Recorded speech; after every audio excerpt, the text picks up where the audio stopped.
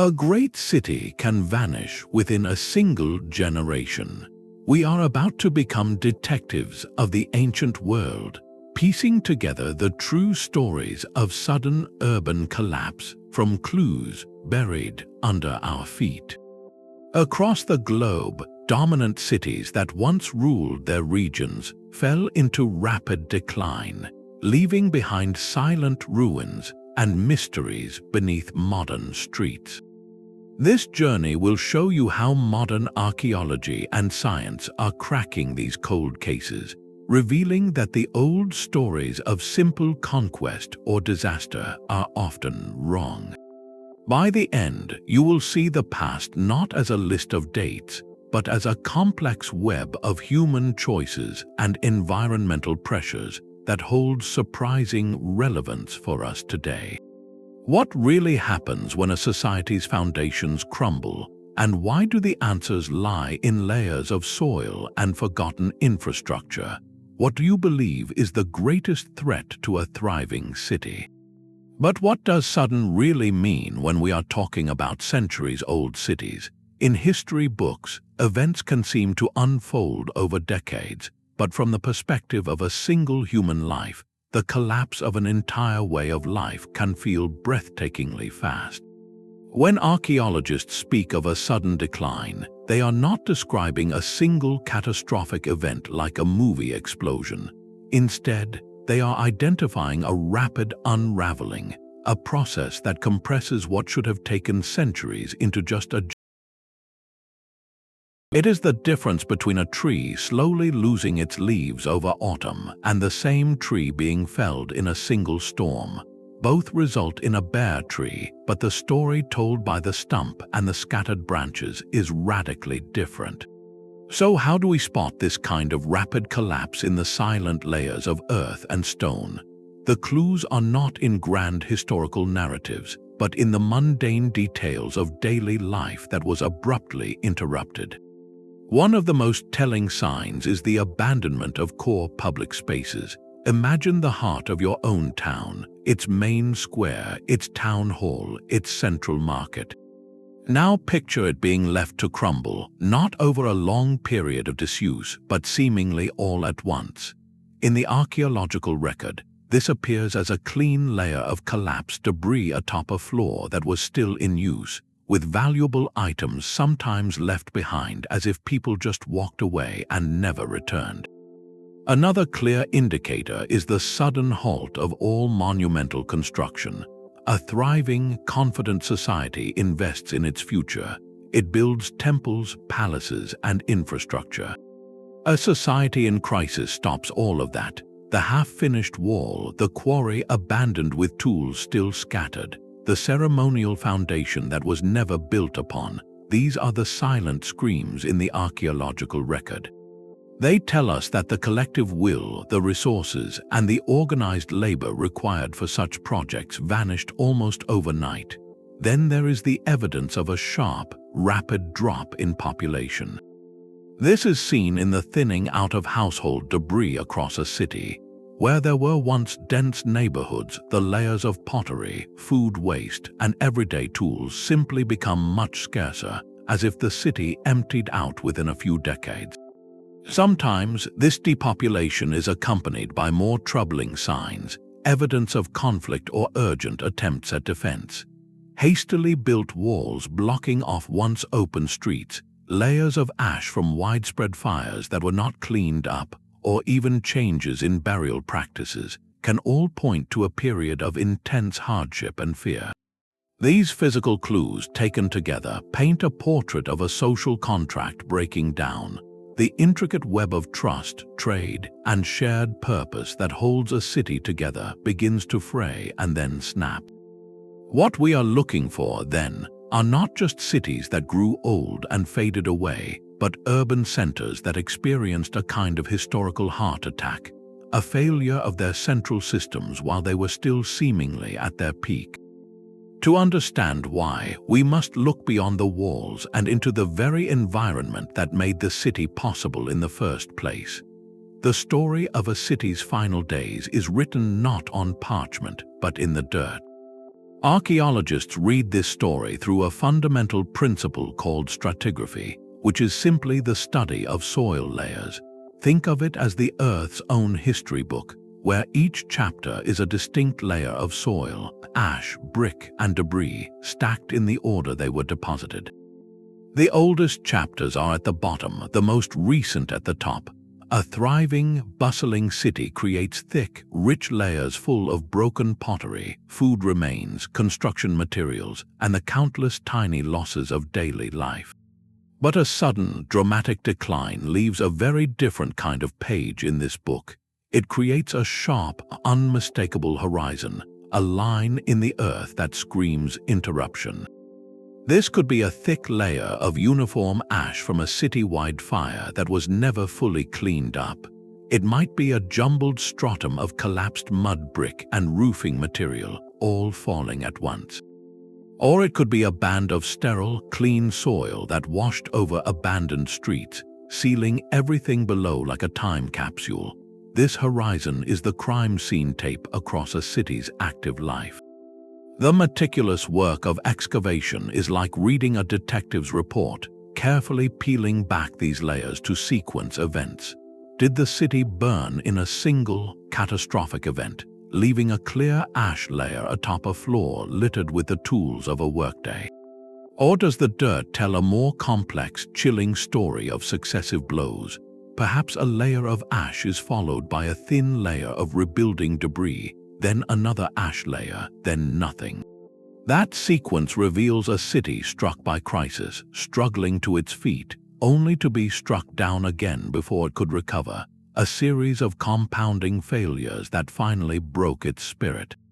This stratified evidence allows us to move beyond vague ideas of collapse and pinpoint the rhythm of a city's demise, distinguishing a sudden, single disaster from a protracted, painful unraveling.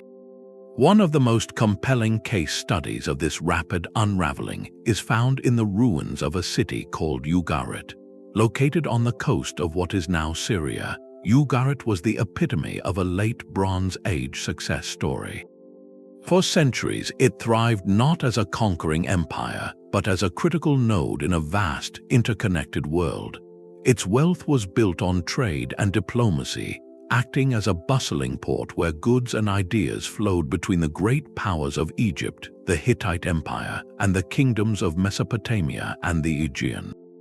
Clay tablets from its archives reveal a sophisticated, cosmopolitan city, with correspondence in multiple languages, intricate legal contracts, and a vibrant cultural life.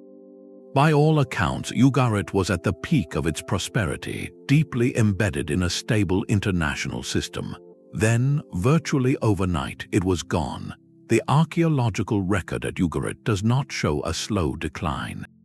It captures a city in its final, frantic moments. In the royal palace, tablets were found that had never been sent. One is a desperate plea for help, a letter from the king of Ugarit to the king of a nearby ally, reporting that enemy ships had been sighted along the coast. He writes that his own troops and chariots are stationed far away, and his city is defenseless. The letter ends there, unfinished, as if the scribe was interrupted or the messenger never departed. This single artifact is a heartbreaking snapshot of a crisis arriving faster than information could travel. Excavations across the city reveal a consistent layer of violent destruction, collapsed buildings, and widespread fire. But perhaps the most telling clue of all is what comes next, or rather, what does not. After this layer of ash and rubble, there is a profound silence. The city was never rebuilt. No new structures rose from the old foundations. The port fell silent, and the intricate trade networks it sustained went dark. Ugarit's fate was not an isolated tragedy. In the span of just a few decades, around the year 1200 BCE, this same pattern repeated across the entire eastern Mediterranean. The Hittite Empire vanished, Mycenaean Greek palaces were abandoned, Egyptian power retracted dramatically, major cities from Troy to Gaza were sacked and burned. This was not the fall of a single city, but the catastrophic failure of an entire international system. Historians call this event the Late Bronze Age collapse, and Ugarit serves as its perfect microcosm. The theory of a system's collapse suggests that these civilizations had become so interdependent, so specialized, and so reliant on complex logistics that they lost their resilience. When a combination of pressures hit, including climate shifts, droughts, migrations, and perhaps internal rebellions, the entire network buckled. The failure in one region, like a broken link in a chain, rapidly dragged down all the others. A city like Ugarit, for all its wealth and connections, was exquisitely vulnerable because its survival depended on a world that was suddenly and violently coming apart. The frantic letters from Ugarit tell us of the immediate crisis, but to understand the pressures that made such a crisis possible, we must look deeper. The story of a city's vulnerability is often written not in its archives, but in the very ground it stood upon, in environmental clues so subtle they were invisible to the people living through the change. This is where modern science becomes our time machine. Researchers now look beyond the ash layers of sacked cities to a quieter, more profound record, one found in cores of ancient mud. By drilling deep into the sediment of dry lake beds, vanished harbors, and old garbage dumps, scientists can extract long cylinders of accumulated earth, like taking the core sample from a giant, ancient tree. Each inch of this mud holds a chemical and biological diary of its time. Within these slender tubes, they find tiny, powerful pieces of evidence. One of the most telling is pollen. Different plants produce distinct pollen grains, and these grains are incredibly durable, preserving for millennia. By cataloging the types and amounts of pollen in each layer, researchers can read the landscape's history like a book. A core sample near a once great city might show a deep layer rich with pollen from domesticated crops like wheat and barley, a clear sign of thriving, managed farmland. Then, in a layer dating to the city's final century, that pollen might suddenly plummet. In its place appears the pollen of hardy, drought-resistant scrub plants and weeds. This shift is an environmental alarm bell. It tells us the agricultural system that fed the city's population was failing, perhaps due to a prolonged drought, unsustainable farming practices, or both. The breadbasket was turning back into wilderness. The sediment itself tells another part of the story. In a stable, well-watered climate, layers of silt and organic matter build up in a consistent, fine-grained pattern. But a core sample might reveal a band of coarse, pebbly sediment, which could indicate a period of violent floods when rushing water carried larger debris. Conversely, a layer of almost pure mineral dust might point to a prolonged drought when winds stripped the bare, parched soil and deposited it elsewhere. Scientists can also analyze the chemical isotopes in the soil, looking for signatures of extreme soil exhaustion, a sign that land was over-farmed without rest or replenishment. What this environmental detective work reveals is context for the collapse. It moves us from asking who might have attacked a city to asking why the city was so fragile in the first place. A society reeling from decades of poor harvests, watching its farmlands turn to dust, and struggling with a dwindling water supply, is a society under immense internal stress. Its government may appear weak, its military stretched thin, its people hungry and discontent.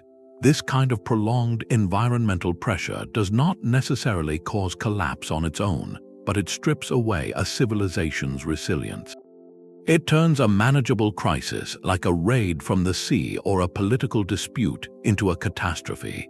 The enemy ships sighted from the walls of Ugarit were the spark, but the environmental record suggests the tinder of social and agricultural strain had been gathering for a long time. This changes the narrative from a simple story of invasion to a more complex, and perhaps more familiar, tale of a society struggling against a changing world, its foundations slowly eroding until one final push brought everything down. The fate of Ugarit was sealed by a world falling apart around it, but sometimes a city's greatest threat comes not from beyond its borders, but from within its own heart. Far across the globe, in the lush rainforests of Central America, another dominant city tells a different story of sudden decline, one where the very acts of creation contained the seeds of destruction. This is the story of Copan, a jewel of Maya civilization that reached breathtaking artistic and intellectual heights, only to see its society unravel from the ground up. For centuries, Copan was a powerhouse of the Maya world, renowned as a center of astronomy, sculpture, and royal authority.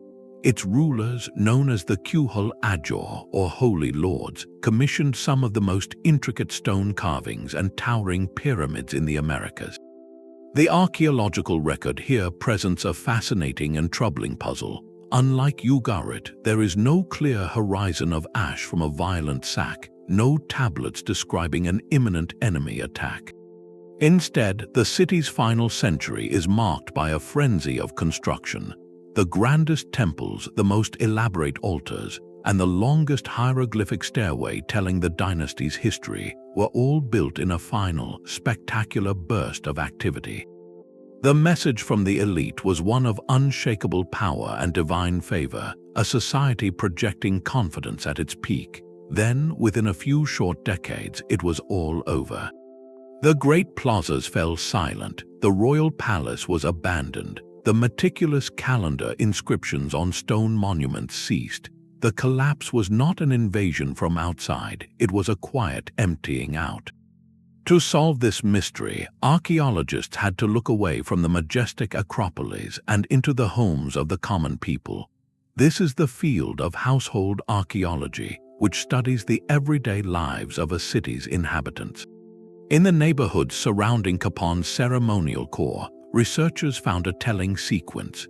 Early layers show comfortable, well-built houses with evidence of a diverse diet. But in the decades leading up to the collapse, these homes show clear signs of increasing hardship. The quality of construction declines with simpler materials used. The variety of food narrows significantly. There is also evidence of nutritional stress in the remains of the population from this period. The elite on the hilltop were building monuments to eternity, while the foundation of their society, the people who grew the food and provided the labor, was weakening.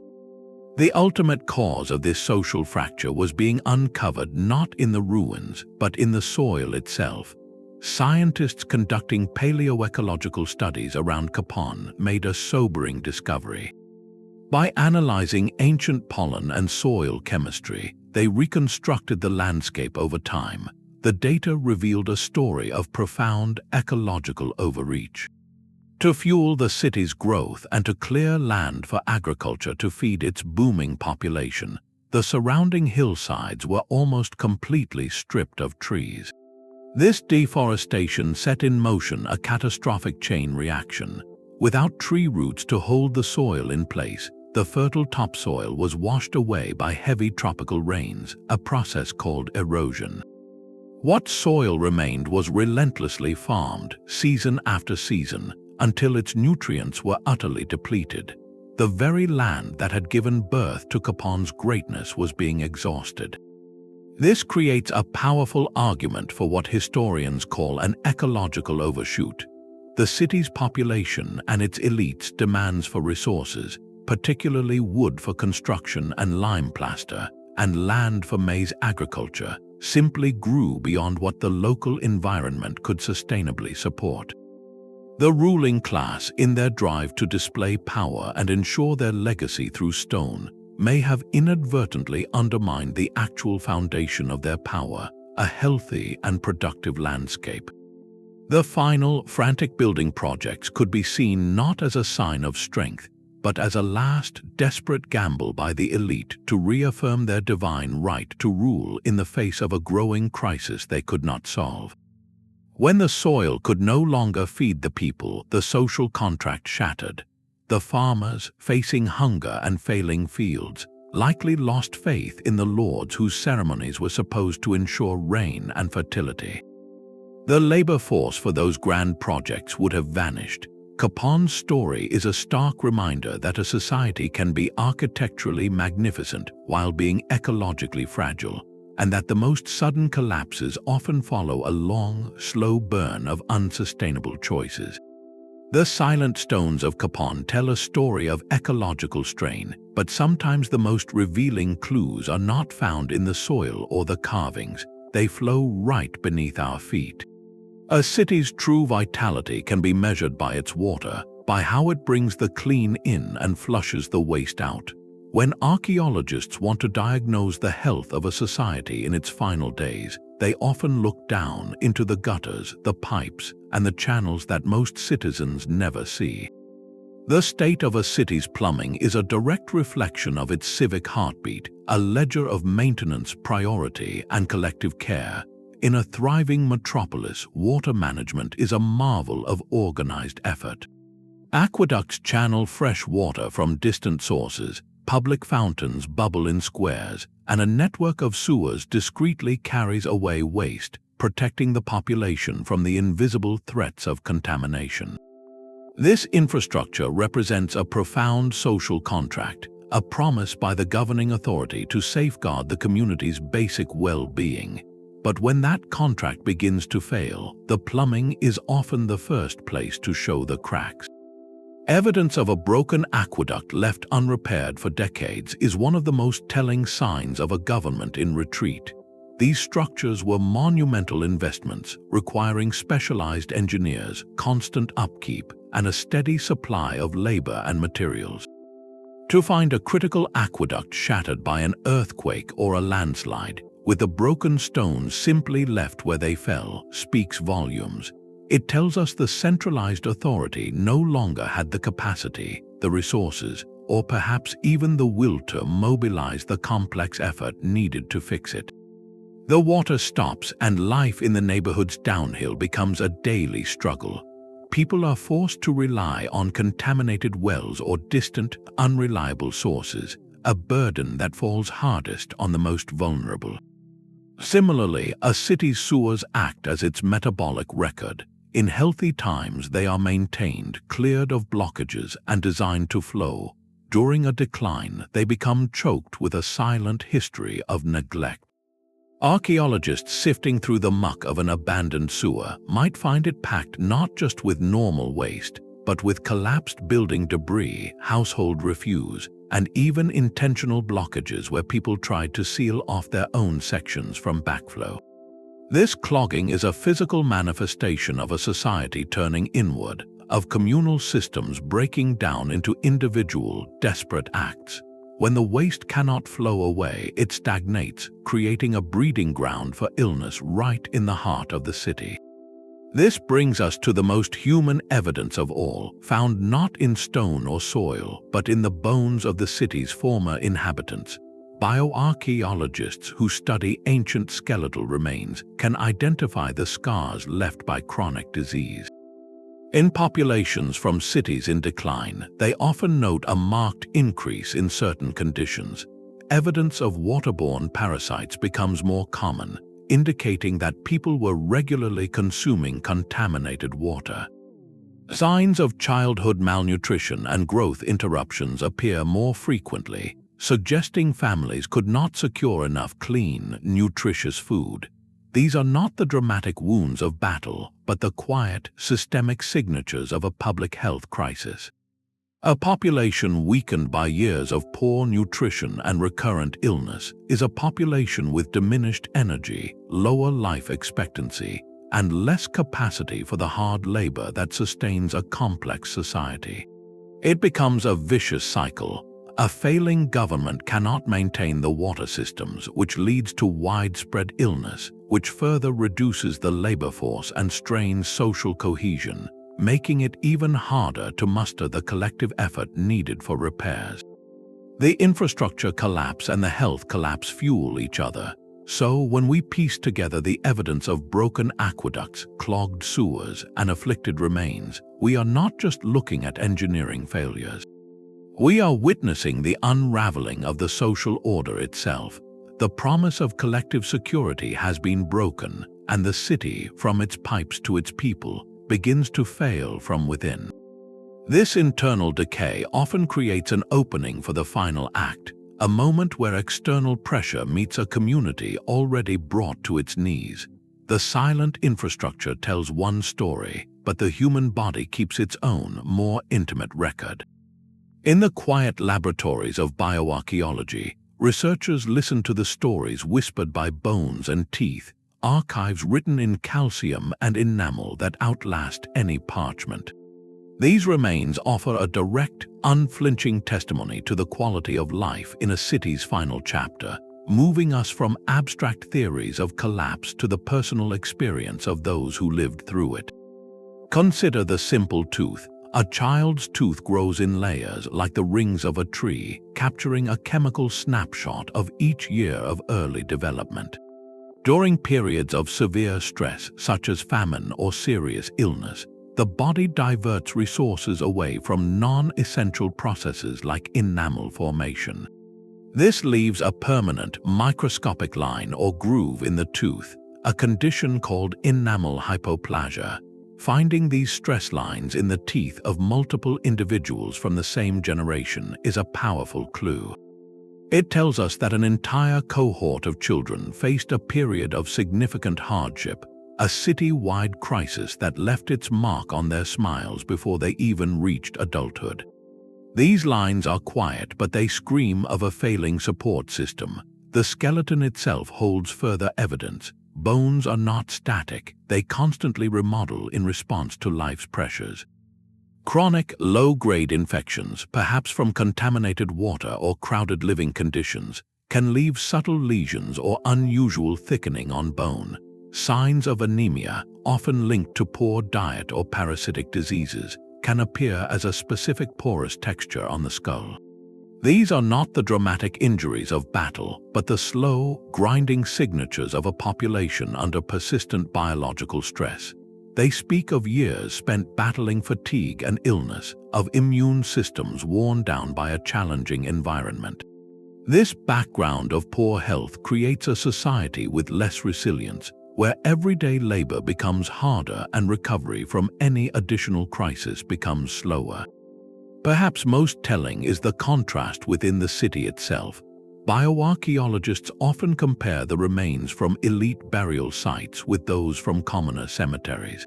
In a stable, prosperous era, this contrast might show expected differences, with elites having slightly better nutrition and fewer signs of hard labor. But in the decades leading up to a collapse, that gap can widen into a chasm. The elite may continue to show good health and stature, their remains found with rich foods and signs of a life free from physical strain. Meanwhile, the commoners show a sharp increase in those stress lines in their teeth, more bone lesions from disease, and sometimes even evidence of physical trauma from interpersonal conflict or increased labor demands. This divergence is a flashing red light for social scientists. It reveals a society where the burdens of crisis are not being shared, where inequality is hardening into a fault line. When the people who grow the food are themselves chronically undernourished, and the systems that are meant to ensure collective well-being only serve a privileged few, the social contract is not just strained, it is being torn apart.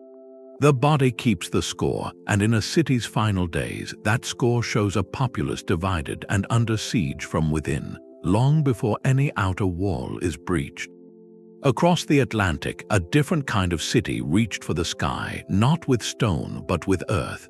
On the fertile floodplains where the Missouri, Mississippi, and Illinois rivers meet, a metropolis once thrived that rivaled any in Europe at the time. This was Cahokia, the greatest pre-Columbian city north of Mexico. Its story is not one of invasion or burning, but of a profound and puzzling silence that settled over its monumental landscape. Cahokia's rise was astonishingly swift. Around the year 1050 of the Common Era, something extraordinary happened here. The population exploded, transforming a landscape of scattered villages into a dense, planned urban center that held sway over a vast region. The city's power and spiritual life were literally built from the ground up, expressed in more than 120 earthen mounds. The largest of these, Monk's Mound, is a colossal, terraced pyramid covering over 14 acres at its base and rising 100 feet high. It required moving an estimated 22 million cubic feet of soil, basket by basket, in a staggering communal effort. For over 3 centuries, Cahokia was the beating heart of a sophisticated culture, a hub of trade, ceremony, and political authority whose influence stretched for hundreds of miles. Then, beginning around the 1300s, the heart slowly stopped beating. The decline of Cahokia presents a mystery distinct from Ugarit or Copan. Archaeologists find no layer of ash from a sacked city, no mass graves from a final battle, no hastily built defensive walls. Instead, they find a gradual but decisive quieting. The most telling clue is the cessation of mound building. The great public works that defined Cahokia's ambition and collective spirit simply ceased. No new mounds were begun, and the maintenance of existing ones appears to have slowed, then stopped. The Grand Central Plaza, a space designed for gatherings that must have drawn thousands, began to shrink as smaller, less formal structures encroached upon its edges. It was as if the civic stage was being dismantled, piece by piece. The city did not burn, it simply emptied. Recent excavations are providing new clues to this quiet exodus, pointing not to a single enemy but to a changing world. Core samples taken from nearby Horseshoe Lake reveal evidence of significant and repeated flooding during Cahokia's later years. For a city built on a floodplain, this would have been devastating. Crops could be wiped out, stored food ruined, and the carefully planned urban landscape repeatedly disrupted. Each flood would have been more than a physical disaster. It would have been a spiritual crisis, a sign that the rituals and leadership that were supposed to maintain balance with the natural world were failing. Alongside this environmental stress, researchers see hints of a deep political or ideological fracture. The city's layout was a mirror of a cosmic order, with mounds aligned to celestial events. The failure to maintain this sacred geometry suggests a loss of faith in the ruling ideology itself. When the priests or chiefs could no longer predict the floods or ensure the harvest, their authority may have simply dissolved. People in groups and families likely made a rational choice to leave, to seek stability elsewhere along the riverways, returning to a more dispersed, less centralized way of life. Cahokia's end was not a dramatic collapse but a disaggregation, a society choosing to walk away from a grand project that the environment and their own beliefs could no longer sustain. The mounds were left as silent sentinels, not over a tomb but over a question: what happens when a people simply decide to build a different future elsewhere? The quiet abandonment of Cahokia speaks of a slow unraveling, but sometimes the clearest evidence of a society's final crisis is not in its empty plazas, but in the small, everyday objects its people held in their hands. For archaeologists, the humble coin is a powerhouse of information, a tiny disc of metal that tells a story of trade, trust, and the terrifying moment when both begin to fail. Numismatics, the study of currency, offers a remarkably precise window into the economic health of a city, and its decline is often marked by 3 clear, chilling signals in the coinage. The first is debasement. In a stable, confident economy, the state guarantees the value of its money, typically by minting coins with a consistent and declared amount of precious metal like silver or gold. But when a government faces a crisis, whether from war, dwindling resources, or simple desperation, it often resorts to a quiet deception. It begins to reduce the precious metal content of its coins, mixing in cheaper copper or lead while keeping the coin's face value the same. To the untrained eye, the coin looks identical, but its real worth is silently evaporating. This is more than a financial trick. It is a breach of the fundamental social contract between a state and its people. It is the government, in essence, lying to its own citizens, eroding trust as surely as it erodes the silver. A ruler might do this to pay soldiers during a siege or to fund a failing bureaucracy, but each debased coin that enters circulation is a tiny vote of no confidence in the system itself. The second signal is the proliferation of crude imitations. As official state authority weakens and genuine coins become scarce or untrustworthy, local imitations flood the market. These are often crudely made with blurry inscriptions and irregular shapes, struck by local authorities, military commanders, or even criminal networks. Their widespread use tells us the central government has lost its monopoly on the power to mint money, one of the most basic symbols of sovereignty. Trade doesn't stop, but it becomes localized, chaotic, and fraught with negotiation over the value of each piece of metal. The unified economic space that a great city once anchored begins to fragment into a patchwork of suspicious, smaller markets. The third, and perhaps most poignant, signal is the buried hoard. Across the ancient world, from Roman Britain to the Silk Road, archaeologists find pots and chests filled with coins, carefully hidden beneath floorboards or buried in gardens, never retrieved by their owners. These are not casual savings, they are acts of profound fear. Someone, hearing news of an advancing army or a wave of unrest, gathered their most liquid wealth, hid it for safekeeping, and intended to return when the danger passed. The fact that they never did marks the exact point where normalcy ended for that individual, and often for their entire community. The hoard becomes a time capsule of panic, sealed in the earth on the eve of disaster. When these three clues appear together, a debased official currency, a flood of crude imitations, and numerous unrecovered hoards, they paint an undeniable picture. The complex machinery of a monetized economy, which requires trust in a symbol more than in the metal itself, has broken down. Long-distance trade grinds to a halt as merchants can no longer agree on value. The state's authority, demonstrated every time someone accepts its coin, evaporates, and the public, sensing the coming storm, literally buries its wealth and hopes for a future that never arrives. In this light, a handful of corroded coins from beneath a modern street is not just loose change. It is the sound of a city's economic heartbeat growing faint, then stopping altogether. A city's grandest buildings are its most honest autobiographies, their stones holding the memory of ambition long after the architects have gone.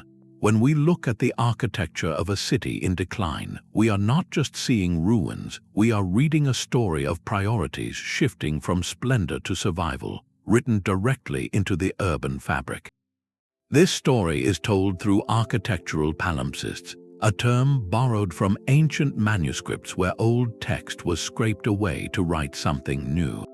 In a city, this happens when the purpose of a space is violently rewritten, when a temple becomes a fortress or a palace becomes a tenement.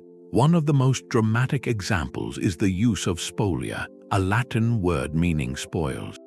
This describes the practice of plundering stone from one grand, now meaningless monument to build something urgently practical.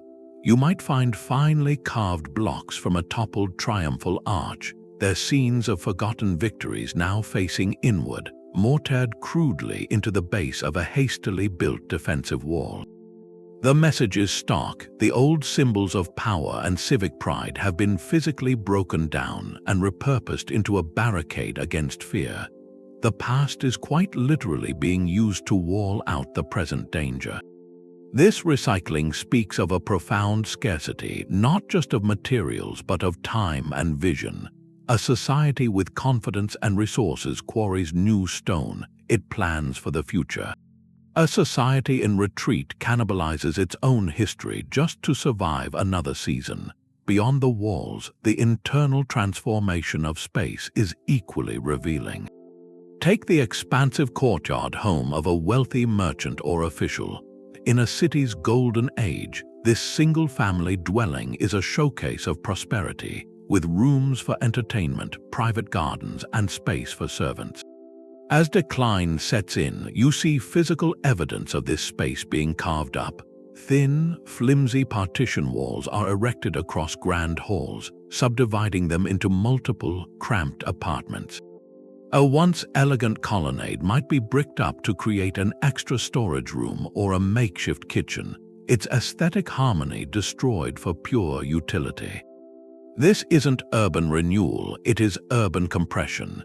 It signals a population that may still be large, but is now poorer, with extended families or multiple unrelated households crowding into spaces designed for one.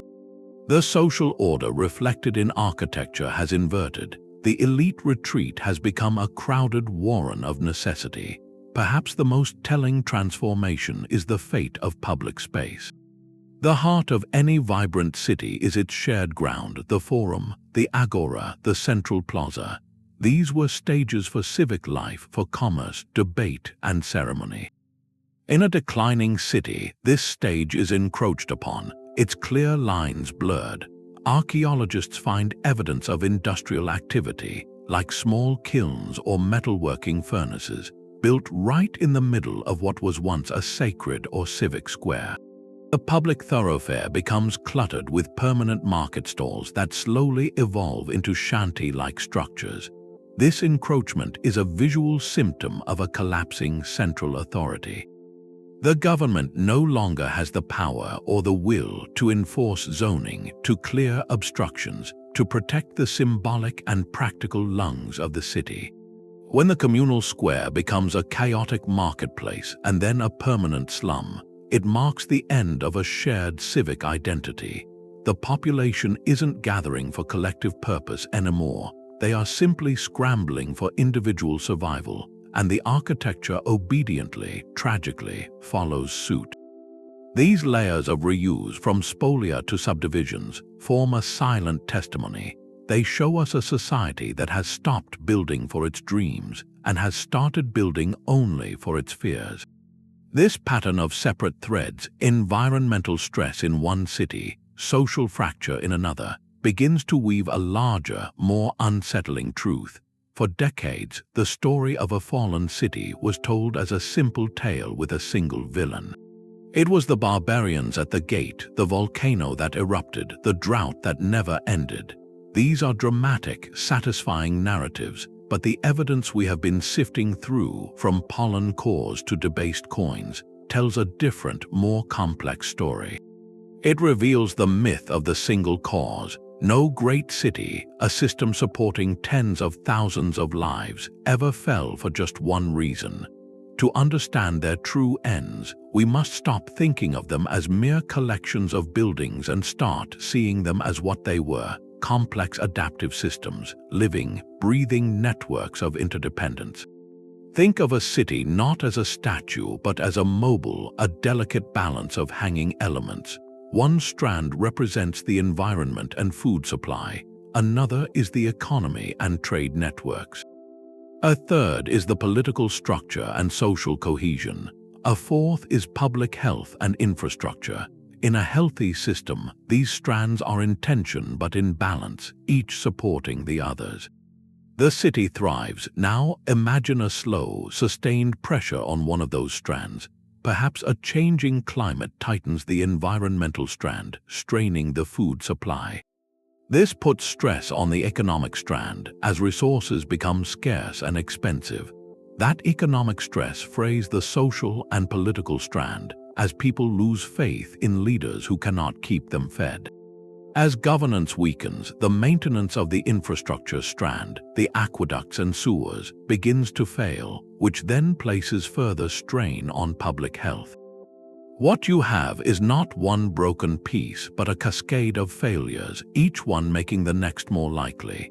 The system is losing its resilience, its ability to absorb a shock and bounce back. This is where the concept of a tipping point becomes critical. A city in this weakened, multi-stranded crisis might appear normal on its grandest stage, its temples still standing, its elites still commissioning art. But its capacity to handle any new problem has been hollowed out. Then comes the trigger, the event that enters the history books. It might be an invasion, a particularly bad harvest, or a political assassination. In the city's stronger past, this same trigger might have been a manageable crisis, a difficult year from which it recovered. But now, hitting a system already pushed to its limit, that single trigger becomes the final straw. It is the match dropped into a room already filled with vapor. The collapse is sudden, dramatic, and seems from the outside to be caused solely by that match. But the real cause was the invisible, accumulated vapor, the interconnected pressures that had been building for generations. The fall of Ugarit was not just about sea raiders, it was about a brittle international trade network and likely regional droughts. Copan's silence was not just a failed king, but an exhausted landscape and a fractured society. Cahokia's quiet exodus was not just a flood, but a loss of faith in the ideology that built the mounds. The true story of a city's end is never a simple sentence. It is a paragraph, a page, a whole chapter of intertwined pressures where the environment, the economy, and the human heart conspire to rewrite history. The idea of a peaceful collapse seems almost contradictory to our dramatic instincts. Yet one of the world's earliest and most sophisticated cities offers a compelling case for just that, a dissolution so quiet it has puzzled scholars for a century. Mohenjo-daro, the great metropolis of the Indus Valley civilization, presents a profound enigma. This was a city of breathtaking order, laid out on a precise grid of streets with the world's first known urban sanitation system, complete with covered drains running beneath its avenues. For centuries, it thrived as a hub of trade and culture, its citizens using standardized weights and measures, living in well-built brick homes, and enjoying a level of civic planning unmatched in the ancient world. But when archaeologists first excavated its ruins in the 1920s, they were struck by what they did not find. There were no grand palaces reduced to rubble, no mass graves, no layers of ash from a sacked city, and very few weapons among the artifacts. The final chapters of Mohenjo-daro, it seemed, were not written in fire and blood. Instead, the clues point to a slow, creeping decline, a story told in the infrastructure. The very systems that defined the city's genius began to fail. Excavations reveal that the famous drains, the backbone of public health, became clogged and were eventually blocked off entirely in some neighborhoods. It appears people gave up on maintaining the complex network and simply sealed their own access points, a small, individual act that signaled a retreat from communal responsibility. At the same time, the architecture tells a story of diminishing ambition.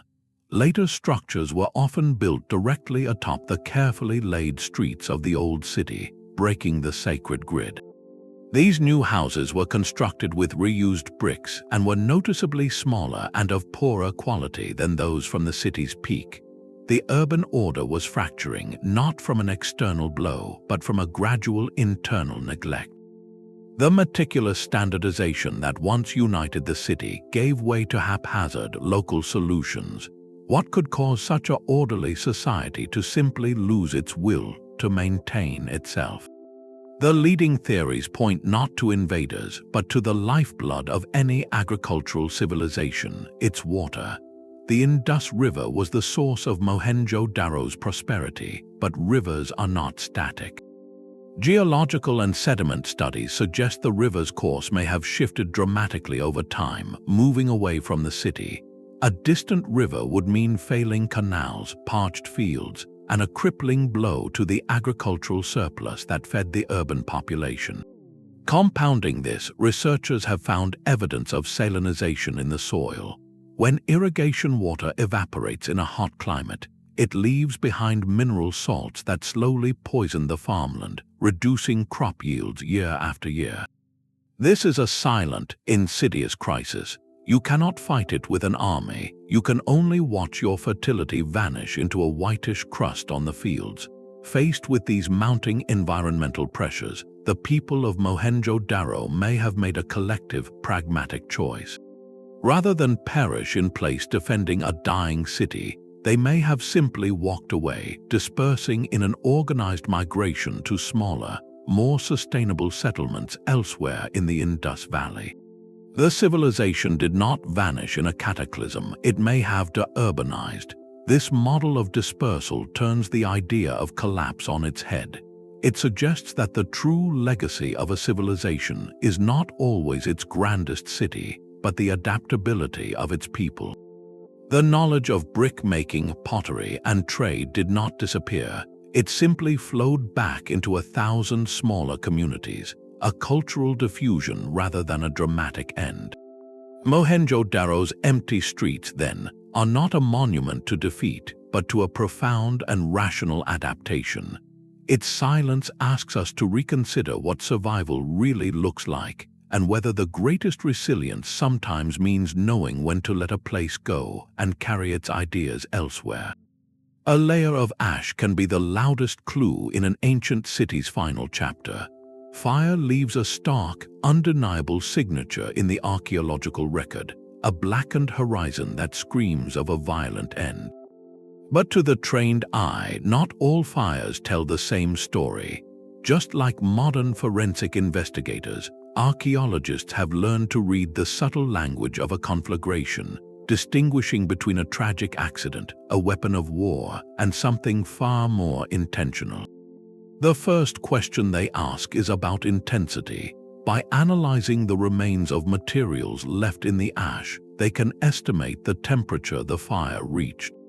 A typical house fire burning wood and thatch might reach a certain heat, but if the analysis of melted pottery, vitrified brick, or even slumped metal shows temperatures far beyond that, it points to a fire that was fueled, a deliberate inferno. Someone brought in extra combustibles like oil or pitch to ensure the destruction was absolute. This is the signature of arson, not misfortune. The pattern of burning is equally telling. A fire that started in one district and spread unevenly, following the wind or the layout of streets, suggests an accidental blaze that got out of control. But a city-wide layer of ash that is remarkably uniform, showing evidence of intense, simultaneous burning across widely separated neighborhoods, points to a coordinated attack. It suggests multiple fires were set at once, a tactic of terror and systemic erasure. Perhaps the most human clue lies in what is missing. Before a planned, catastrophic event, people often try to save their most precious belongings. If archaeologists find a burned-out residential district devoid of small valuables like jewelry, coin hoards, or portable religious items, it hints that the population had some warning. They may have fled with what they could carry before the torch was set. Conversely, if those personal treasures are found amidst the collapse, scattered on floors or hidden in corners, it suggests a sudden, overwhelming catastrophe where survival, not salvage, was the only instinct. So, a city-wide fire layer is never a simple answer. It is a question. Was this the result of warfare, a conquering army burning a city to sow terror and claim victory? Could it signal an internal revolt where an oppressed population rose up and targeted the symbols of elite power, the palaces and storehouses, in a purging flame? Or was it a catastrophic accident, a single spark in a granary that consumed a city built too close together? In rare cases, some researchers even explore the possibility of a ritual ending, a deliberate, ceremonial burning to mark the passing of an era, though this is far harder to prove. The truth is never in the ash alone. It is in the conversation between that blackened layer and every other clue we have discussed. Is the fire horizon atop evidence of a prolonged siege, like sling stones and hastily built inner walls? Then warfare is likely. Does it coincide with a clear horizon of environmental stress and economic collapse in the layers below? Then perhaps internal strife, born of desperation, was the spark.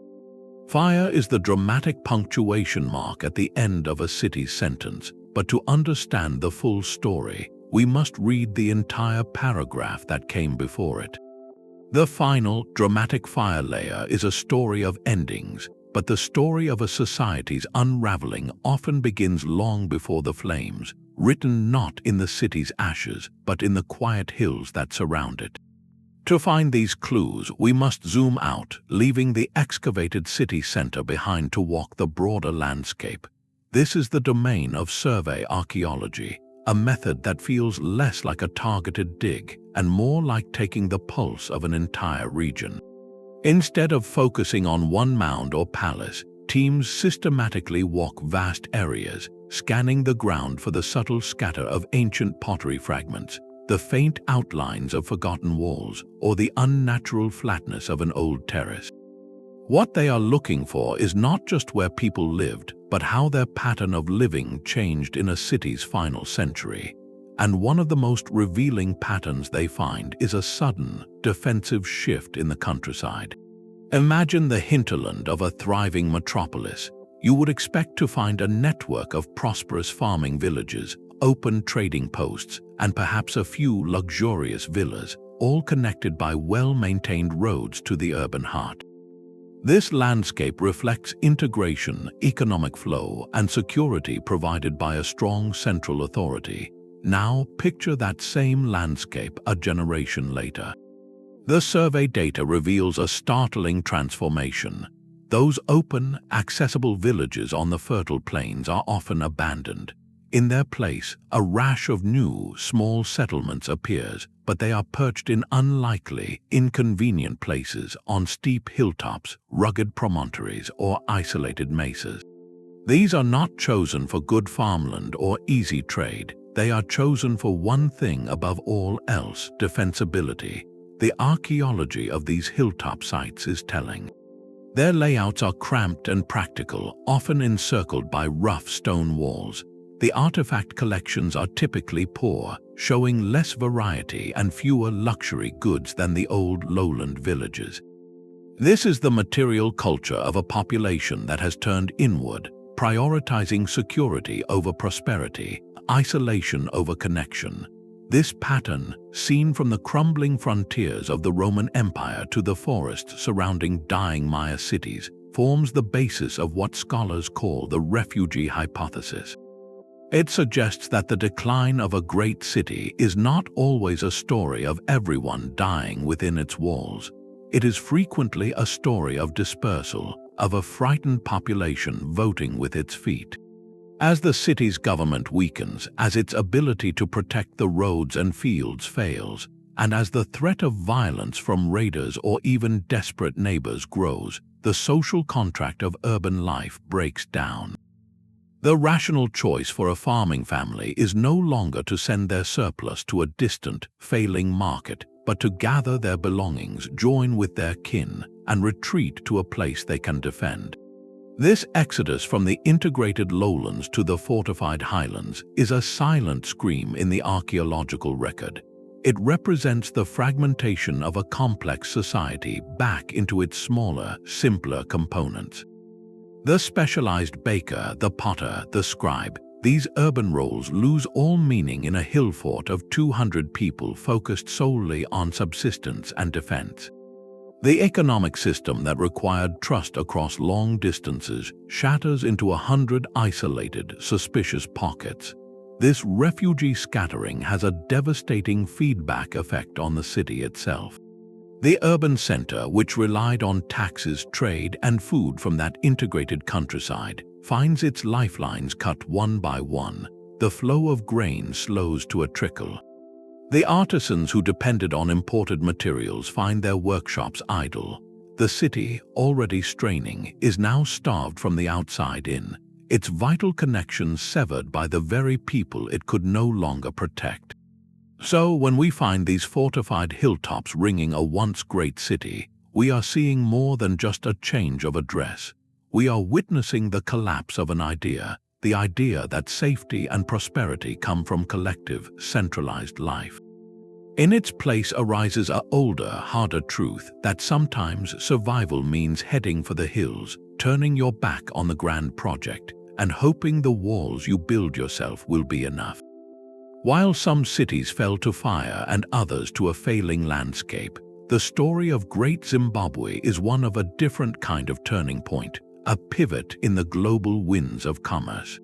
Rising from the high plateau of southern Africa, this city was a marvel of stone, its very name meaning houses of stone in the Shona language.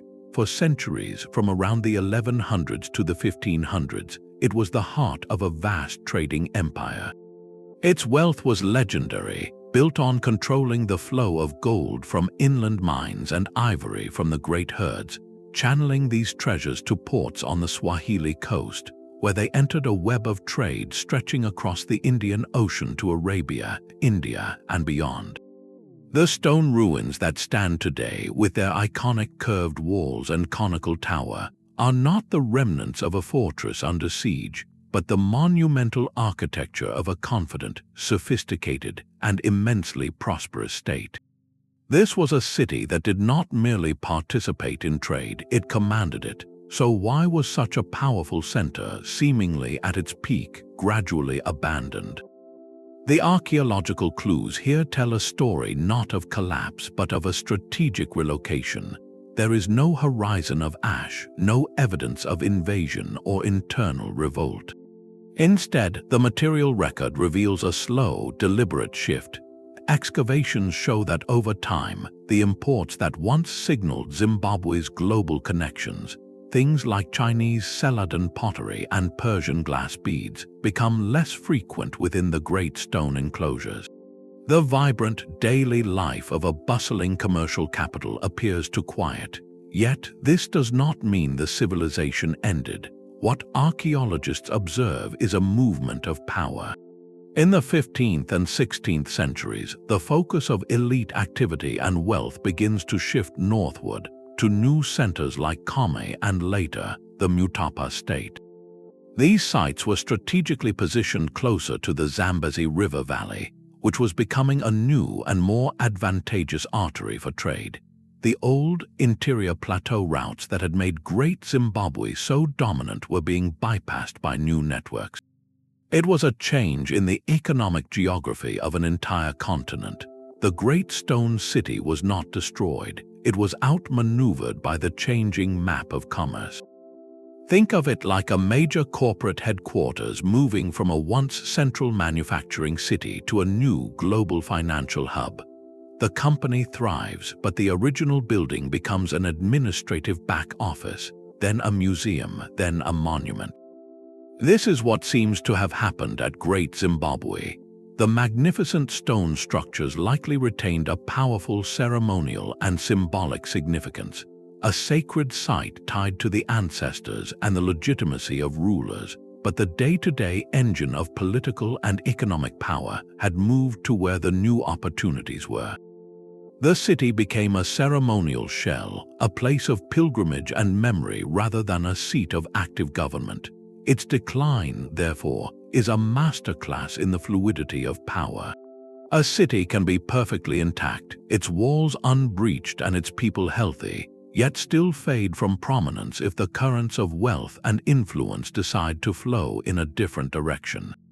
The stones of Great Zimbabwe stand not as a testament to a fallen people, but to a civilization that adapted, that packed up its authority and followed the gold, leaving its most beautiful home to whisper of a past era of glory. The grandest stone monuments often speak the loudest through their silence. In a society that has mastered writing, the act of inscribing words into clay or stone is a profound declaration of order, a statement that this moment, this ruler, this transaction is important enough to be remembered forever.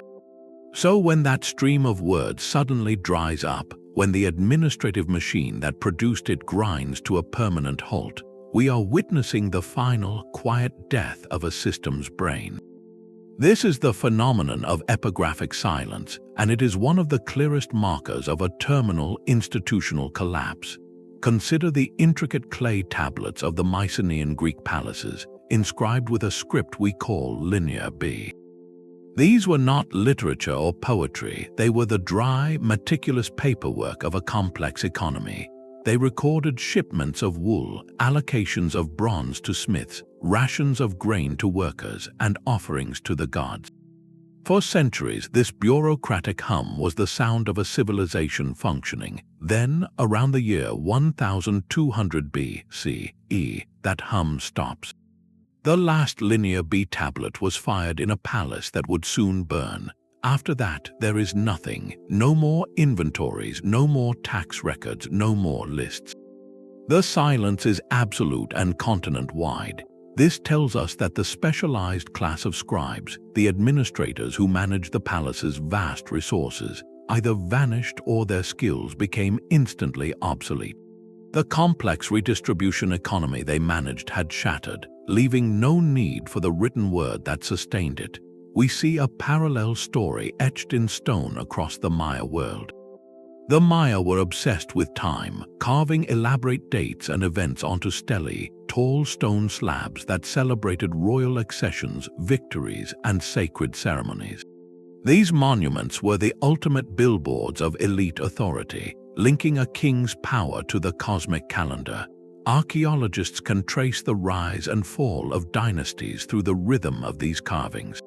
In city after city, as the 9th century of the Common Era progressed, the dated monuments become fewer. The intervals between them grow longer. And then, in places like Copan or Tikal, a final stela is erected, bearing a last lonely date. After that, the stones remain silent for centuries. The ritual cycle of carving, of publicly reaffirming the divine right of kings, simply ceased. This was not a loss of technical skill. The knowledge of carving did not vanish from the region overnight. It was a loss of purpose. The institution that commissioned the work, the kingship itself, had likely lost its legitimacy or its ability to command the resources for such grand proclamations. The silence in stone marks the moment when the story a society told about itself could no longer be maintained. Even the most casual forms of writing can tell this tale. In the Roman Empire, graffiti was a constant background noise on city walls, from political slogans and advertisements to personal declarations of love or insults. This informal chatter is a sign of a vibrant, literate urban culture. In cities that experienced a slow decline, this graffiti often becomes less frequent, and its content can shift, sometimes showing a decline in the complexity of the language used. Its eventual absence speaks to a quieter, less publicly engaged populace, a retreat from the shared, written space of the city.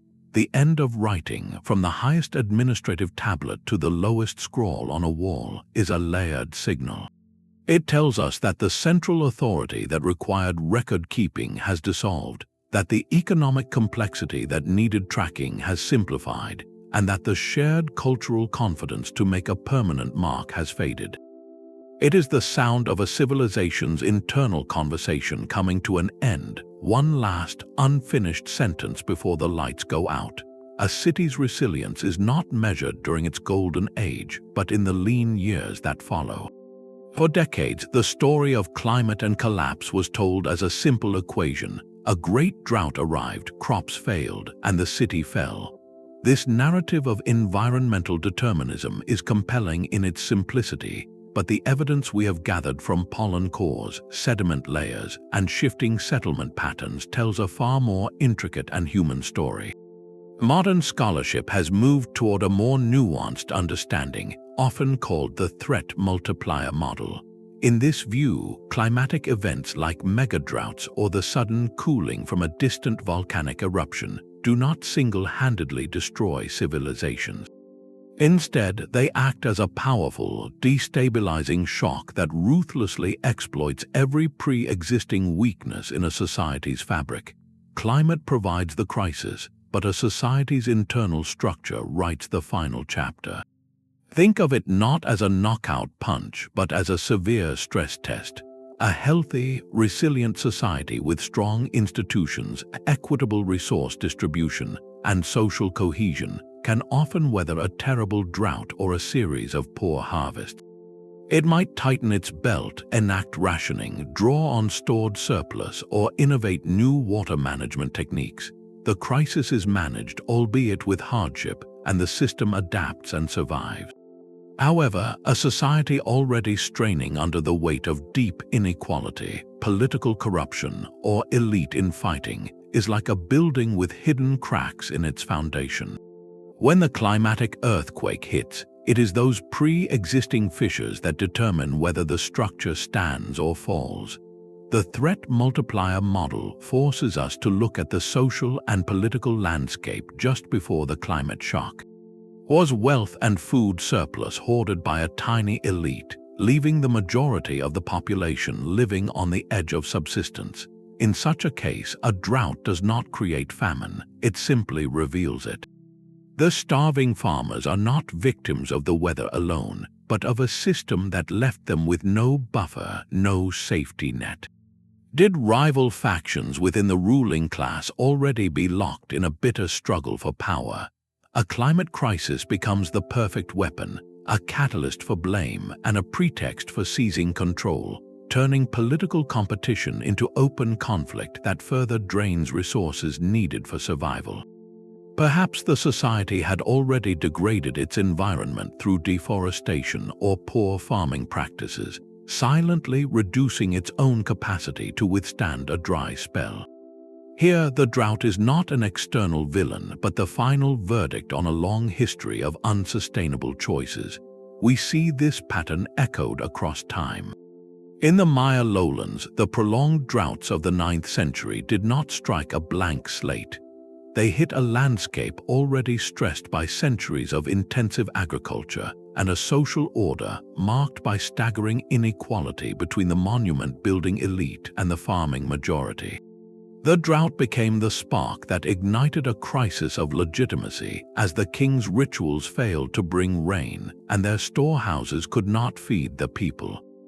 In the Akkadian Empire of ancient Mesopotamia, a sharp arid period around 4,200 years ago coincided not with a simple abandonment, but with texts describing social unrest, the abandonment of northern cities, and a fragmentation of central authority.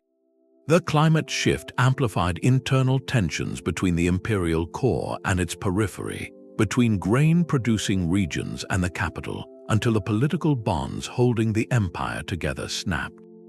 This reframing is crucial because it places human agency and social structure back at the center of the story.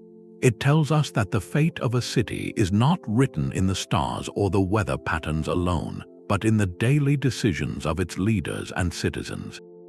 Did they build inclusive institutions that fostered trust or extractive ones that bred resentment? Did they manage their environment with an eye toward the future or exploit it for short-term gain? The climatic shock, whether a decades-long megadrought or a volcanic winter that blotted out the sun for years, serves as the ultimate revealer. It strips away the veneer of stability and shows us what a society is truly made of, exposing its hidden strengths or its fatal flaws. In the end, the weather sets the stage, but the play is always a human drama.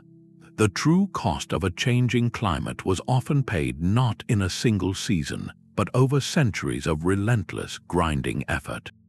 On the sun-drenched coast of what is now Turkey, the magnificent city of Ephesus offers a masterclass in a slow-motion collapse, a story written not in fire but in mud. For over 1,000 years, Ephesus was a glittering gateway between East and West, a prosperous Roman provincial capital, and a sacred center for the cult of Artemis. Its wealth and power flowed directly from its deep, sheltered harbor, where ships from across the Mediterranean unloaded goods and ideas. Yet the very geography that gave it life also carried the seeds of its long decline. The Casta River, winding down from the mountains, was both a blessing and a curse. Each spring flood and every rainstorm washed tons of silt from the uplands, depositing it in the slow-moving waters where the river met the sea. With every passing year, that silt settled silently and inexorably, filling the harbor basin. For the city to survive, it had to fight a forever war against the land itself. The archaeological record at Ephesus is a chronicle of that desperate, losing battle. Excavations around the ancient harbor area reveal a staggering sequence of engineering projects, each more ambitious than the last. In the Roman era, massive dredging operations were a constant civic expense. Later, Byzantine emperors funded the construction of immense stone moles and breakwaters in an attempt to redirect the river's flow and scour the channel clean. You can walk among these monumental ruins today, their submerged foundations still visible, testaments to generations of engineers who believed they could outthink a river. But the earth kept coming. Core samples taken from the old harbor bed tell a clear story, layer upon layer of fine sediment, punctuated by the debris of human effort, broken dredging equipment, and abandoned construction materials. Each layer represents a temporary victory, a few decades of clear water, followed by the inevitable return of the slow, suffocating advance of silt. This environmental struggle had a direct and devastating impact on the city's economic heartbeat. As the harbor grew shallower, the great trading galleys and merchant vessels could no longer dock. They were forced to anchor farther and farther out, transferring their cargo onto smaller, shallow draft boats, a costly, time-consuming, and risky process. Insurance rates for merchants would have soared. Trade routes, always seeking the path of least resistance, began to bypass Ephesus for ports with deeper, more reliable access. The bustling warehouses along the waterfront fell silent. The markets that depended on a constant flow of exotic goods shrank and simplified. The city's reason for being was literally evaporating, replaced by expanding marshes that brought with them malaria and other waterborne illnesses. The response was a slow, painful retreat. Over centuries, the city center physically migrated. The magnificent library of Celsus, once near the heart of maritime commerce, found itself increasingly distant from the water's edge. Grand avenues that led to docks ended in swamp. The focus of life and construction shifted stubbornly inland, following the receding promise of connection.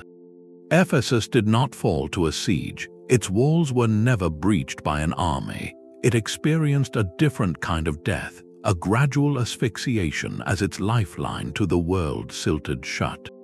The city dwindled from a cosmopolitan hub to a modest provincial town, and then to a small village clinging to the slopes near the great but abandoned temple of Artemis. Its story is a powerful reminder that a threat does not need to be swift or dramatic to be fatal. Sometimes, the most powerful force in history is simple, persistent accumulation, the slow creep of mud that can, given enough time, bury even the greatest of ports and the grandest of ambitions. The engineers of Ephesus fought nature itself, and for a while they held the line, but in the end, the river always won. The decision to leave a home is never made lightly, and for an entire city, it can be a moment of profound cultural weight. Beyond the evidence of clogged drains and crumbling walls, archaeologists sometimes uncover a more deliberate, even reverent kind of silence.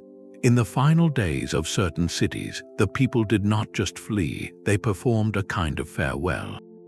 These are the clues of abandonment rituals, acts that transformed a simple departure into a ceremonial closing. Imagine returning to your family home for the last time, knowing you would never cross its threshold again. You might not just lock the door, you might place a meaningful object on the mantle, a final, quiet gesture of respect and closure. On a city-wide scale, such gestures leave a distinct mark in the archaeological record. One of the most poignant pieces of evidence is the intentional cache. In several cities on the brink of abandonment, excavators have found collections of valuable objects carefully placed and then buried or sealed. These are not hidden hoards meant for recovery. Their placement is often too obvious, in the center of a room or beneath the main altar of a temple. The items themselves are telling. They frequently include ceremonial objects like beautifully crafted figurines, ornate incense burners, or sets of ritual tools. These were not casually left behind, they were offered. It is as if the community, in its final act, returned the sacred instruments to the earth or to the gods, perhaps releasing them from duty or pleading for protection on the journey ahead. Another common ritual involved the symbolic sealing of space. In places like the ancient Puebloan sites of the American Southwest, archaeologists have found that the final act for some great houses was to meticulously seal their doorways and ventilation shafts with stone and mortar. This was not a hasty barricade against an enemy. It was a careful, labor-intensive process of closing the building off from the world. The act rendered the structure complete but inert, like a tomb for a way of life rather than for individuals. Similarly, in the temples of the Maya, the last offerings are sometimes found placed on the floors of sealed inner sanctuaries, simple arrangements of shells, jade beads, or pottery vessels left as a final communion with the deities within. What do these quiet ceremonies tell us? They suggest that for these communities, abandonment was not a chaotic rout, but a conscious, communal decision. It was a process that required social cohesion and shared purpose right up to the very end. This layer of ritual adds a crucial cultural dimension to the pressures of drought or failing trade. It points to a powerful ideological shift, a collective loss of faith in the spiritual contract that had sustained the city. The gods who were believed to ensure rain, fertility, and protection were no longer seen as resident in their temples, or perhaps their rituals were deemed to have failed. The ceremonial closing, then, becomes a way to respectfully discharge that contract, to release the people from their obligations to a place whose divine guardians had, in their view, already departed. It transforms the story from one of mere economic collapse to one of profound cultural transition, where leaving was not an act of defeat, but a solemn step toward a new beginning under a different sky. Beneath the modern hum of traffic and the glow of streetlights, the past is never truly gone. It is simply waiting, compressed under layers of concrete and centuries of forgotten lives. Our search for these fallen cities does not always lead to remote jungles or open plains. Sometimes the most revealing evidence lies directly under our own feet, buried beneath the foundations of the world's oldest living metropolises.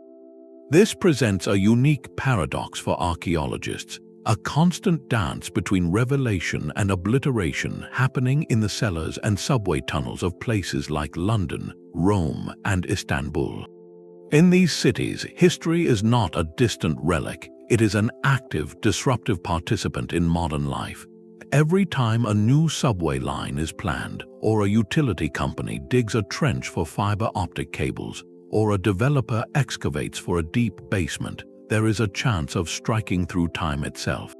These construction projects act as involuntary archaeological probes, slicing through the accumulated strata of human habitation. In London, the massive Crossrail project became one of the largest archaeological excavations in British history, uncovering everything from Roman roads to medieval plague pits and Tudor theatres, all from deep under the city's financial heart. Each discovery was a snapshot, a single page rescued from a book that was being cut through, not carefully read. These accidental finds are priceless, offering a vertical slice of urban life across millennia that would otherwise be completely inaccessible. They turn civil engineers into inadvertent time travelers and city planners into curators of a hidden museum. Yet for every revelation, there is a corresponding loss. The very act of continuous urban life, of rebuilding on the same sacred ground for thousands of years, systematically destroys the very evidence we seek. Imagine the meticulous stratigraphy of an ancient city, its layers of ash, soil, and construction neatly stacked like chapters.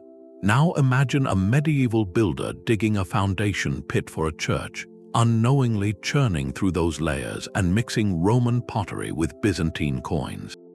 Picture a Renaissance prince leveling a hill of ancient rubble to create a garden terrace, erasing centuries of history to improve his view. This is the reality in cities of perpetual occupation. The stratigraphic sequence, so clear at a long-abandoned site like Ugarit, becomes a chaotic jumble, a palimpsest where the writings of one era have been scraped away and written over again and again. The deeper, older layers are often the most fragmented, having been disturbed by countless generations digging wells, cellars, and graves. This makes the detective work infinitely more difficult, turning clear narratives into puzzles with most of the pieces missing or ground into dust. Consequently, every fragment that emerges intact from beneath a modern street becomes a data point of extraordinary value. A single, waterlogged Roman shoe preserved in the mud of a lost riverbank, or a sealed cellar from the Great Fire of London, becomes a treasure not for its gold but for its context. These finds are frozen moments, sealed by catastrophe or simple neglect, that survive the relentless recycling of the urban landscape. They force archaeologists to think like forensic scientists at a disrupted scene, piecing together a story from scattered clues rather than reading it from an intact manuscript. The history of a living city like Rome is therefore a history of fragments, a mosaic assembled from millions of tiny, shattered pieces found in sewer cuts and subway shafts. Each new tunnel dug is both a threat and a promise, potentially destroying unknown evidence while offering the slim chance of a miraculous, clarifying discovery. It reminds us that the story of urban collapse is not confined to silent ruins. It is also written in the uneasy, layered coexistence of the past and present, where every shovel of dirt removed for a new building could either clarify a mystery or consign it to oblivion forever. This layered evidence beneath modern cities reveals a fundamental truth. The past is rarely a simple, unified story. As we piece together the final days of these ancient metropolises, we often find ourselves facing a contradictory and messy archaeological record, one that resists a single, neat explanation. The clues do not always point in the same direction. It is entirely possible to excavate one city block and uncover a scene of apparent horror with collapsed walls, scattered weapons, and a layer of ash, suggesting a violent and sudden end. Yet, just a few streets away, the evidence can tell a completely different story.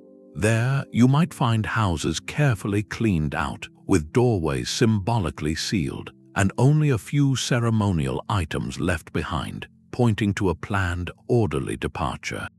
So, which story is true? Did the city fall in fire and blood, or did its people simply walk away? The compelling answer for archaeologists is often that both are true, just for different people at different times. This is where the investigation moves from simply cataloging artifacts to interpreting human behavior under extreme pressure. Reconciling these contradictory scenes requires us to think of the city not as a monolith, but as a complex society with deep internal divisions. Social inequality becomes a crucial lens. The neighborhood showing violent destruction might have been a district of elites, a palace complex, or a temple precinct that was a specific target for an invading force or an internal revolt. Its burning could have been a symbolic act, the destruction of the seats of power. Meanwhile, the common residential district with signs of orderly abandonment might represent the fate of the general populace, who, witnessing the fall of their rulers, made a pragmatic choice to gather their belongings and leave before the chaos reached their doorstep. Their departure wasn't triggered by the same event, but was a consequence of it. Another possibility is that of a phased abandonment, a collapse that unfolded not in a day, but over a generation. The process could have begun with a slow, creeping exodus as conditions deteriorated. Families with means or connections may have left early, taking their valuables and sealing their homes out of respect, hoping perhaps to return one day. This first wave would leave behind the orderly, cleaned-out houses.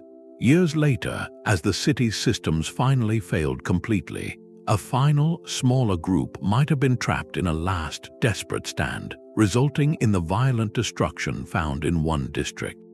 What looks like two separate events in the ground could be the chronological bookends of a single, drawn-out tragedy. Ultimately, this forces us to reconsider what we even mean by the word collapse. For the king in his burning palace, it was a sudden, catastrophic event. For the merchant family who left 5 years earlier as trade dried up, it was a slow, economic fade. For the farmer who stayed on the outskirts, trying to coax life from exhausted soil until he simply couldn't, it was an environmental inevitability. The collapse was not a single moment witnessed the same way by all, but a protracted process, a spectrum of experiences filtered through social status, geography, and sheer luck. The messy, contradictory evidence is not a problem to be solved, but the most honest artifact of all. It is the physical remnant of 1,000 individual stories, a testament to the fact that when a great city falls, it does not fall all at once or in the same way for everyone who called it home. The scattered, contradictory evidence from a city's final days reveals a profound truth. A civilization does not collapse from a single broken piece, but from the failure of an entire interlocking system. After walking through the ashes of Ugarit, the silent plazas of Copan, and the silted harbors of Ephesus, a pattern emerges not of coincidence but of recurring, interconnected pressures. We can synthesize these ancient autopsies into a framework of 5 interlocking stressors, a cycle that has repeated itself across continents and millennia, where the weakness in one area relentlessly amplifies the strain in all the others. The first, and often most fundamental, is environmental degradation. This is not merely a bad season, but the long, slow erosion of a society's life support system. It is the deforestation that leads to catastrophic soil loss, as seen around Copan. It is the salinization of fields that turns bread baskets into barren crust, or the relentless silting of a vital harbor that chokes a city's economic lungs. It is the mega-drought that persists for generations, a climatic shift that becomes a persistent background emergency. This environmental pressure rarely acts alone, but it places an unbearable weight on every other structure in society. That weight falls directly onto the second stressor, economic disruption. A degraded environment means scarce resources, failing harvests, and the collapse of the surplus that fuels trade and pays for soldiers and scribes. We see this in the debased coinage of failing empires, where the state's financial promise turns to lead. It appears in the silent trade routes that once connected great Zimbabwe to the world, now bypassed by newer, more advantageous paths. When the flow of goods and wealth slows to a trickle, the complex, specialized economy that defines urban life begins to simplify and then to shatter, reverting to localized, desperate subsistence. As the economy frays, the third stressor intensifies political fragmentation. A government that cannot feed its people, protect its trade, or maintain its infrastructure loses its legitimacy. The central authority weakens and power devolves to local strongmen or fractures into elite infighting. This is the loss of the monopoly on force and justice, symbolized by those crude, local imitations of official coins. It is the king in his palace whose rituals for rain fail, whose promises ring hollow. When the social contract is broken, the unified political will needed to solve large-scale crises evaporates, leaving a vacuum of leadership. This vacuum accelerates the fourth stressor, social contraction. As the political center cannot hold, society itself begins to turn inward and divide. The gap between a wealthy elite and an impoverished majority becomes a chasm, visible in the contrasting health of their remains. Public health collapses as infrastructure fails, leading to widespread illness that saps the strength of the population. Communities lose trust, not just in their leaders, but in each other, retreating from integrated lowland villages to fortified hilltops. The collective identity that bound the city together fragments into 1,000 individual struggles for survival. Finally, all of this strain tests the fifth and most profound stressor, ideological rigidity. Every civilization is built upon a bedrock of shared beliefs. A story it tells itself about why the world works and what the ruler's role is. When the environment fails, the economy stalls, and the leaders prove powerless, that foundational story is challenged. Yet, often, the response is not adaptation, but a desperate doubling down. We see this in Copan's final, frantic monument building, a last attempt to assert a divine order that was visibly crumbling. When a society's belief system cannot flex to explain new, harsh realities or to propose new solutions, it becomes a cage. The people may lose faith entirely, performing quiet abandonment rituals to release themselves from a broken cosmic contract, or they may follow their leaders into a final, rigid defiance against an inevitable change. The crucial insight is that these 5 stressors do not operate in a neat sequence. They interact in a vicious, reinforcing cycle. Environmental degradation disrupts the economy, which weakens the political structure, which deepens social inequality, which makes adapting ideology even harder, which leads to more environmental misuse. It is a feedback loop of collapse. A city at its peak might withstand a blow to 1 or 2 of these areas, but when multiple stressors compound, the system loses its resilience. The intricate web of interdependence becomes a web of mutual vulnerability, where a single trigger, whether invaders, a flood, or a drought, can cause the entire strained network to snap. This framework is not just a historical checklist, it is a lens for understanding fragility, a way to see the silent pressures building long before the final wall ever crumbles. The colossal stone faces of Angkor Wat gaze out over a landscape that was once the most sophisticated hydraulic machine on Earth. In the humid heart of Southeast Asia, the Khmer Empire did not just build temples, they engineered an entire ecosystem to serve their capital.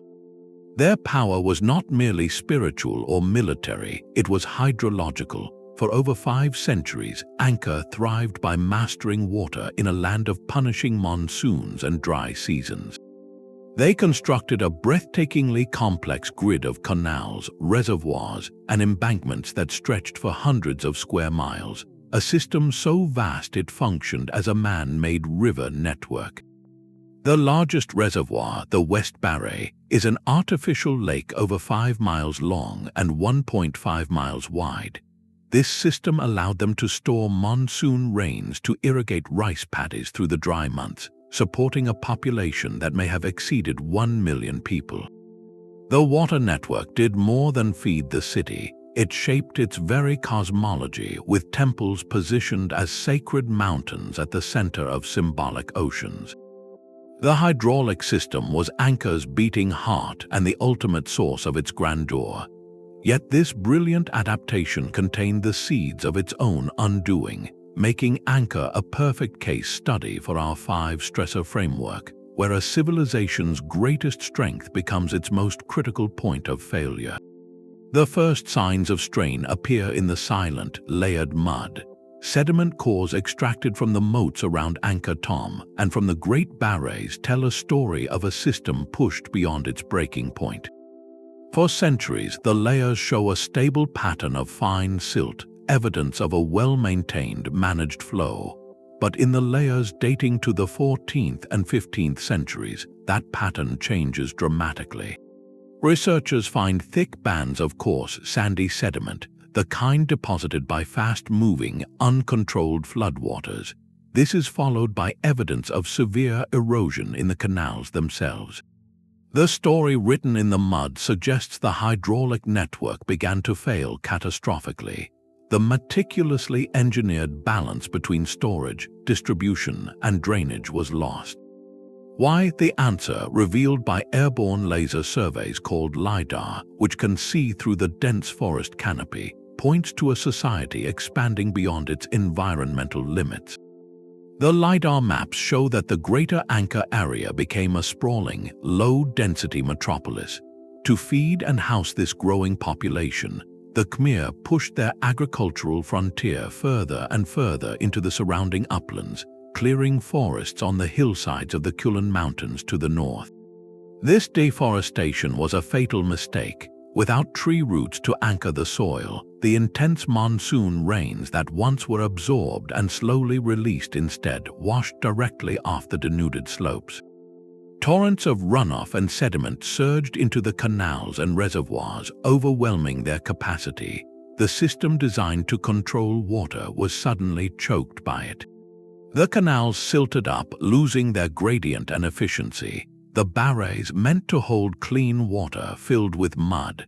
In some years, the system would have caused devastating floods, drowning the rice fields it was built to protect. In other years, the silted channels would have failed to deliver enough water, leading to drought. The environmental degradation stressor was now in full effect, destabilizing the very foundation of Khmer power. This environmental crisis triggered severe economic and social disruption. A failed hydraulic system meant failed rice harvests, not just once but repeatedly. The economic surplus that paid for the army, the artisans, and the vast temple-building projects evaporated. The social contract, which promised abundance in return for labor and loyalty, began to fray. At the same time, new ideological currents were flowing into Southeast Asia from the West. Theravada Buddhism, with its emphasis on personal spiritual attainment and a less centralized, temple-centric priesthood, began to gain popularity over the state-sponsored Hinduism that deified the king as a god-ruler. This shift in belief was not merely a change in fashion. It represented a direct challenge to the ideological foundation of the Khmer state. The king's divine authority was intrinsically linked to his role as the master of waters, the guarantor of fertility. When the waters ran out of control and the fertility failed, the new Buddhist teachings, which did not rely on a god-king for salvation, would have offered a compelling alternative. The political and ideological stressors were now compounding the environmental one.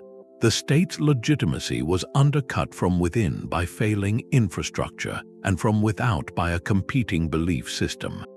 Finally, external pressures applied the last turns of the screw. Historical records from neighboring kingdoms, like the emerging Thai state of Ayutthaya to the west, describe increasing raids and conflicts. A weakened Angkor, struggling with internal crises and a depleted treasury, became a target. The once invincible capital was sacked by Ayutthayan forces in the 15th century.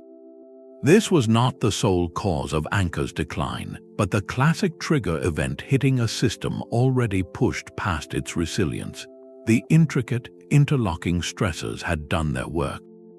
The environmental overreach led to economic failure, which eroded political and ideological unity, which in turn made the society vulnerable to external shock. The great hydraulic machine, a wonder of the ancient world, became a trap. The people did not vanish, but the political and economic heart of the empire did. The elite and the population gradually shifted their center of power southward, closer to the maritime trade routes of the Mekong Delta, leaving the stone faces of Angkor to watch over the silent, silted canals. Their story is a powerful testament to a universal principle: no system, no matter how brilliantly conceived, is immune to the cascading consequences of pushing nature and society beyond their sustainable limits. The silent mounds of Cahokia and the bustling streets of Rome tell two very different stories about what comes after a decline. One city faded into the earth, its grand purpose forgotten for centuries. The other, though it saw its political power shattered and its population dwindle, never truly died, its streets and stones continuously inhabited and repurposed. This stark difference forces us to ask a deeper question. Why do some urban centers possess a resilience that allows them to transform, while others simply vanish? The answer lies not in luck, but in a combination of geography, memory, and a remarkable capacity for reinvention. Geography provides the most fundamental layer of resilience. A city like Rome sits at a natural crossroads, a strategic ford on the Tiber River connecting vital trade routes north and south, with access to the sea. Even when the empire fell, that geographic logic did not disappear. The roads still led there, the river still flowed, the hills still offered defensible positions. This made the site perpetually useful, ensuring that even in its darkest centuries, people never completely abandoned it. They huddled within the massive shells of old amphitheaters, turning them into fortified villages. They built churches from the marble of pagan temples. The physical skeleton of the ancient city, though crumbling, provided a ready-made foundation for new life. Cahokia, by contrast, was a city built on a very specific economic and spiritual logic tied to its time. Its location on the fertile floodplain was ideal for the maize agriculture that fueled its rise, but when that system faltered and the ideology that organized it lost its power, the site's inherent advantages diminished. Without the compelling pull of trade crossroads or an irreplaceable strategic position, there was little reason for later groups to struggle with its environmental challenges, like the persistent floods. The land could be used for simpler, dispersed farming without the need to maintain a massive ceremonial center. Geography granted Rome a perpetual second act, while Cahokia's location was perfect for a specific, fleeting moment in history. Institutional memory acts as a city's cultural immune system. Jerusalem offers a profound example. Despite being destroyed, sacked, and rebuilt countless times, its identity never fully dissipated because its memory was meticulously preserved in external texts, religious rituals, and a global diaspora. For centuries, Jewish communities scattered across the world kept the city alive in prayer, law, and literature. Its physical stones might have been under the control of various empires, but its story was maintained by people who lived far away, a memory bank waiting for the chance to be reactivated. This externalized memory created an irresistible pull, drawing people back to rebuild, reoccupy, and revere the site generation after generation. Cahokia, like many pre-literate societies in the Americas, relied on oral tradition and the living presence of its culture to maintain its story. When the population dispersed and the social structure that supported those storytellers dissolved, the detailed memory of what the mounds meant, who built them, and why they were arranged just so, faded within a few generations. The mounds remained, but their narrative was lost, becoming mysteries to the people who came after. A city whose history exists only within its own walls risks having that history erased when the walls are abandoned. A city whose story is written in sacred texts, carried in diaspora, or embedded in global cultural consciousness possesses a resilience that can span millennia of physical ruin. Finally, resilience is demonstrated in the pragmatic reuse of infrastructure. This is where the spirit of a city proves most adaptable. Medieval Romans did not see the Colosseum as a dead relic. They saw it as a convenient source of pre-cut stone and a defensible neighborhood. The great sewer of ancient Rome, the Cloaca Maxima, was maintained and used for centuries after the empire's fall because it served a practical need. This ability to repurpose, to see old forms in new ways, is a hallmark of survival. It represents a break from the original ideological purpose, but a continuous thread of practical utility. In Cahokia, the grand mounds and plazas had a singular, ceremonial purpose tied to a specific worldview. When that worldview collapsed, the infrastructure could not easily be converted into something else. You cannot live comfortably on the steep side of a pyramid. A vast ceremonial plaza is not an efficient layout for a small farming village. The very monuments that symbolized its power became white elephants, too specific, too monumental to be adapted for new, simpler ways of living. Their scale and purpose locked them into the past. A resilient city is like a versatile building. Its spaces can be reconfigured for new tenants. A city that fades is often a sculpture, magnificent but fixed in its form, leaving little room for future generations to write their own story upon it. The contrast is ultimately about the relationship between a place and its purpose. Some cities are built for a single, magnificent idea. and when that idea loses its force, the city has no reason to persist. Others are built on a foundation of layered utility, where geography, memory, and infrastructure create a palimpsest so rich that every era finds a reason to keep writing on the same page. Survival is not about avoiding decline, it is about retaining just enough of a thread, whether in stone, story, or location, for someone to pick it up again and begin weaving a new pattern from the old, enduring strands. The silent stones of the past speak directly to our deepest modern fears. Our fascination with these fallen cities is more than academic curiosity. It is a form of time travel, a search for answers to questions that haunt our own headlines. We look at the silted harbor of Ephesus and see our own coastal cities grappling with rising seas.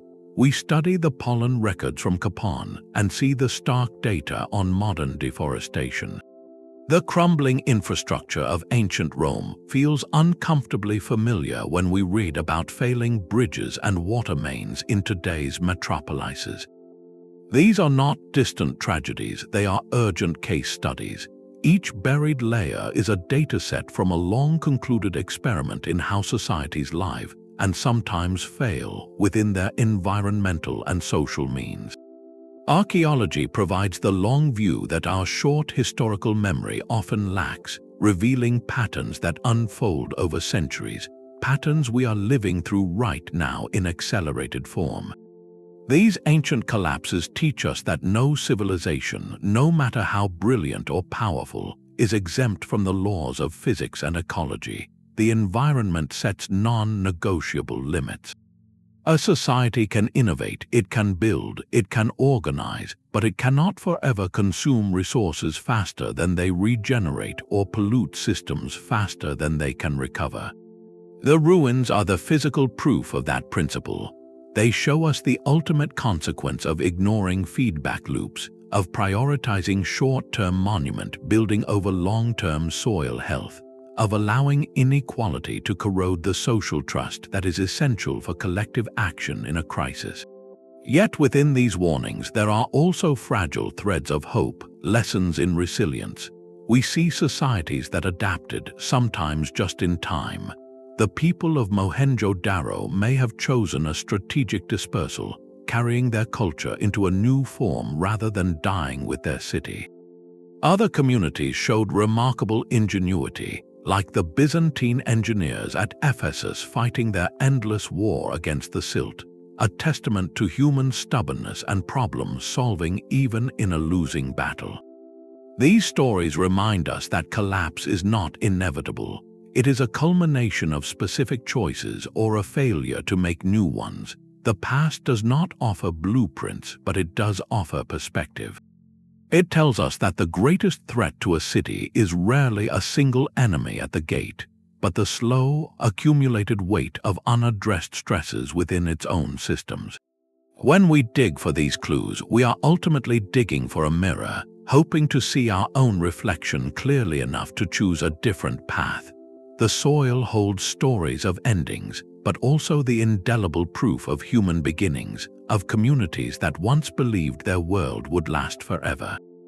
Their silence is our most valuable warning, and their struggles our most ancient and most relevant teacher.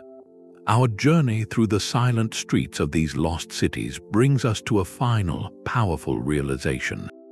The sudden decline of a dominant city is never a simple mystery with a single culprit waiting to be unmasked.